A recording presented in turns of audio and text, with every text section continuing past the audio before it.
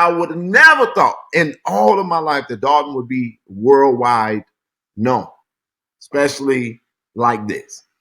And it is. And so I wasn't paying attention to it. I'm living in Texas, living my best life, being as ratchet as I like to say I am. And then I got a call about sexual assault.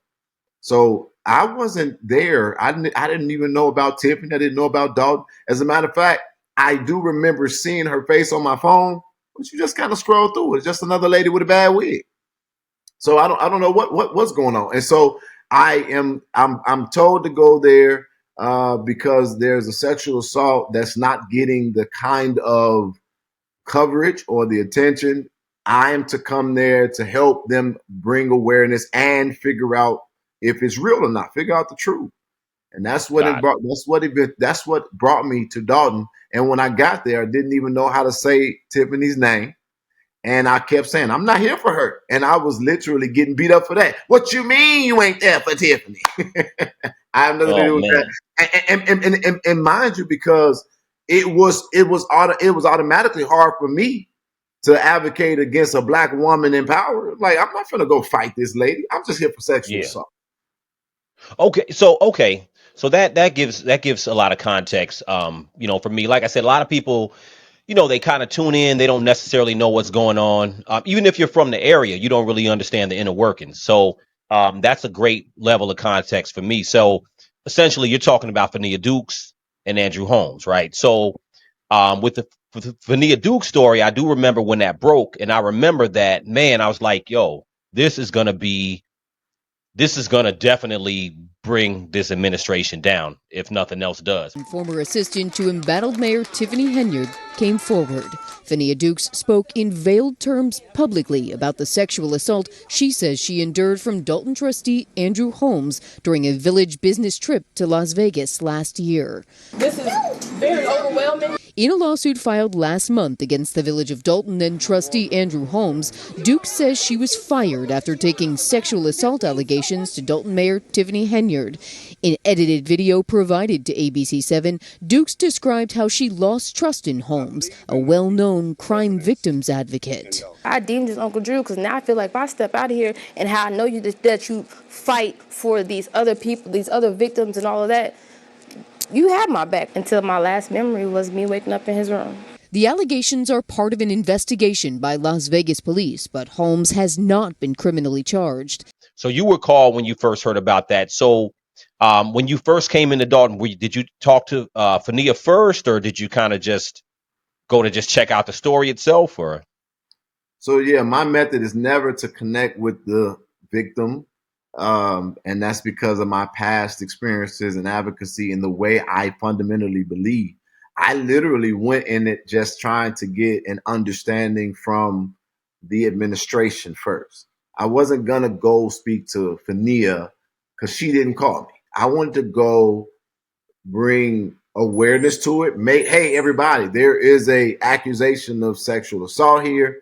And then I wanted to go to the administration to see about their perspective or their official understanding.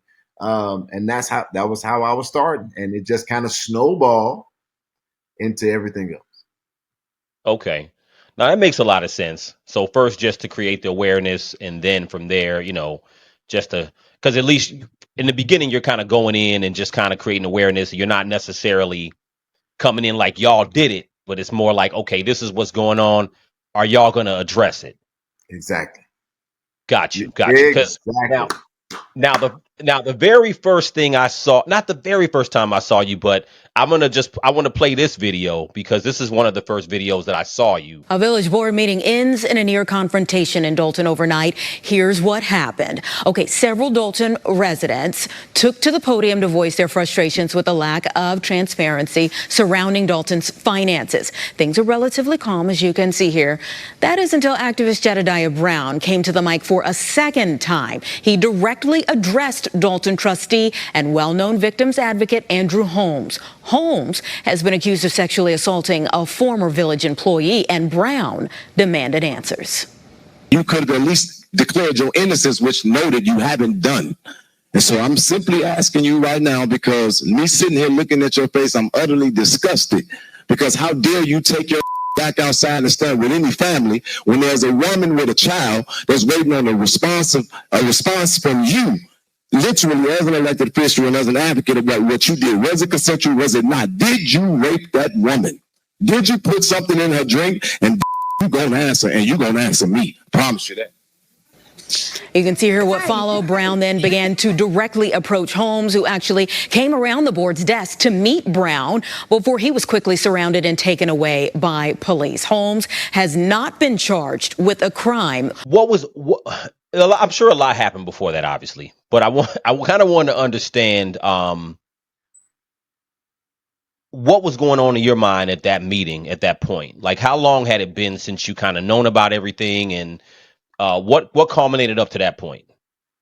So this was months into me being involved in the Dolton case, and literally being stonewalled, not getting an answer from the administration, not being able to talk to the police, having a small amount of interaction with Las Vegas at the time. I know for Nia now, and watching the things that she's literally suffering from. She lost her job, man, for telling that this had happened, and having to come up with ways to secure her income, the back and forth of people's opinions of if she's telling the truth. Me watching her being dragged, and then the things that are being said behind the scenes, my team doing the investigation. I'm completely frustrated. And I've gone from a point of an inquiry to now I'm committed to this fight. Like I'm in it. And so where that particular meeting happens, this is, mind you, after months of the trustee not showing up. He is not in no meeting. He's not anywhere. And so and if I'm not mistaken, no, I don't. The order of protection wasn't placed in, but there was an attempt of an order of protection by his girlfriend before this particular meeting happens. And so I'm like, look, this is now I'm sorry, just for a second. I don't want to cut you off, but the order of protection, you mean that it was order of protection put against you? They put it against you? They filed it. Okay. They filed an order of protection against me. At one point, I had 4 or 5 order protections against me filed at one time throughout this whole ordeal. And that's before this particular thing or after that meeting? So it's before. Got you. And that would be, but they weren't granted. They were just petitions. The courts didn't grant them. They were up for a court date. And so I'm just frustrated. And there's so many things that are going on in this particular situation that I did not expect. And so when I get to this is what I would consider, and it's called an elevated advocacy. It's now time for confrontation. Wasn't gonna go hit the guy. It was never my intent. I said, you're gonna answer me. And I said, you're gonna answer me. You're gonna answer me now, type of thing. And so I began to walk very strategically. I knew what could have happened, but I also knew what. So having thought about all the possibilities, okay?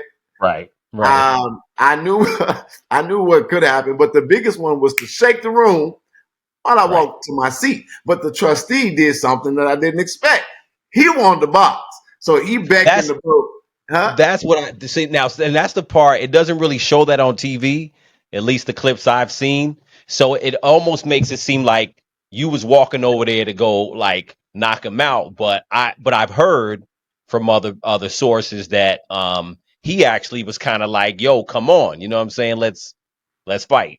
Yeah, I'm not that dumb. I couldn't have walked to get on Donald Trump's stage. I had to run, jump over the banister, and run up there. So I knew that if I really wanted to get to him, I definitely would have been moving a whole lot faster than that. I probably would have dove over the guy. I wouldn't have given him that much reaction time or the police. So I'm walking to my seat, and he said, come in, motherfucker.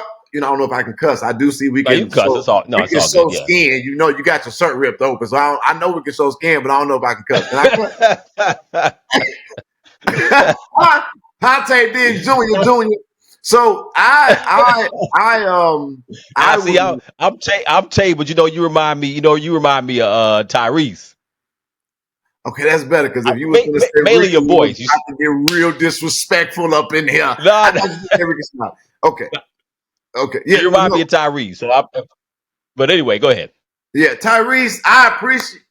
Wait, the Tyrese when he crying or before he was crying? Not the crying Tyrese, brother. Not the crying Tyrese. I just look, Okay, you so know, yeah, a little I wasn't trying to attack him, but he beckoned me, and all right, now I'm down for the call. So I walk up there, now walking towards him, still walking at this steady pace, and the room reacts. So now it's right. reacting hostile, which I didn't expect for the hostile reaction because I didn't think that Andrew was about that. I know he was about that life, so now Andrew Gangster, you're going. And so I'm there, and then there's this overreaction that leads to my arrest. But at the end of the day, I was literally going to walk past, make sure I gave him a very stern look to his face. You're going to answer me. Go back to my seat and prepare for the advocacy that was going to follow that. Didn't get that far. Didn't Right. get to